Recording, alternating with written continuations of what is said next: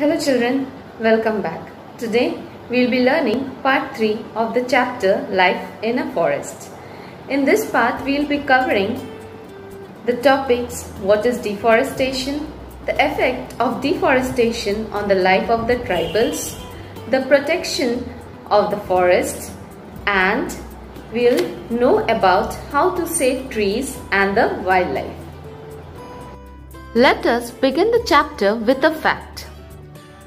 Children, do you all know anything about the JFM or the Joint Forest Management Scheme? The Joint Forest Management Scheme was a treaty that was signed between the Forest Department and the local people who were dependent on the forest. The tribals protected the forest and got some revenue in return.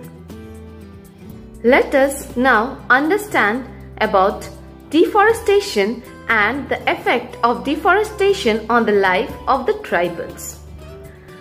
Deforestation refers to the decrease in forest areas across the world that are lost for the uses such as urbanization, industrialization, and mining activities. Deforestation generally results in the loss of habitat, as 70% of the animal and plant species live in the forest. It causes soil erosion, floods, etc.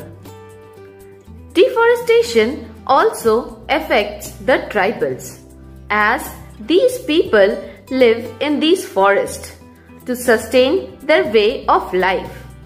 They are under threat. They are not able to carry out the traditional ways of life as their homeland is destroyed. It affects their food and water sources, their culture and religious beliefs that have lasted for many years and for many generations are also lost. They are forced to leave their homes and shift to cities. Children, let us now learn some of the ways in which the tribals used to protect the forest.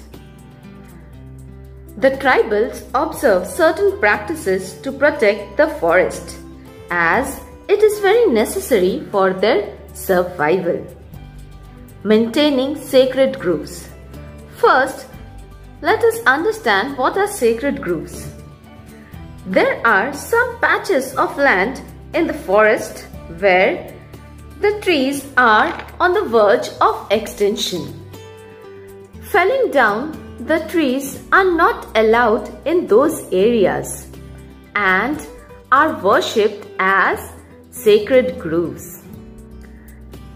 These sacred groves have different names like Devbhumi, Devkot, Oran, etc. Observing the tribal festivals. The tribals celebrate different festivals related to the protection of forest. An example of such type of festival is Salkaram. Let us now learn about the Bishnois of Rajasthan. The Bishnois of Rajasthan are famous for protection of nature and wildlife. Guru Jambeshwar was the founder of this sect. He made 29 principles and emphasized to put a ban on the felling of trees. About 300 Bishnoi people laid down their lives in order to protect the trees from being cut down. Chipko movement. The Chipko movement or Chipko Andolan was a forest conservation movement. It began in 1970s in Uttarakhand region. The Chipko movement was initiated by Sundarlal Bahuguna, Gaura Devi and Chandi Prasad Bhatt. The villagers in this region hugged the trees and prevented the men from cutting them down. There were ready to lay down their lives to protect the trees of the forest. Children, let us now understand how we can save trees and wildlife. People nowadays have become aware of the importance of trees and they are taking some steps to save the trees. Following steps can be taken to control deforestation: planting trees, not cutting the trees, saving paper that will reduce the need to cut trees, protecting the forest present in every places.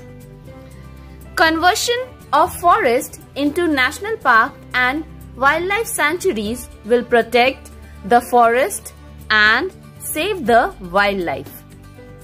The national parks and wildlife sanctuaries are those parts of the forest where the humans are not allowed to hunt and kill animals. These parts remain protected from any type of human activities. India has many such type of protected forest. Children, do you all know that Van Mahotsav is a festival that is celebrated all over the country, where people plant saplings. It was started by K.M. Munshi. He was a famous Indian environmentalist. It is celebrated in the first week of July. So children, let us take a pledge to plant trees every year on this day.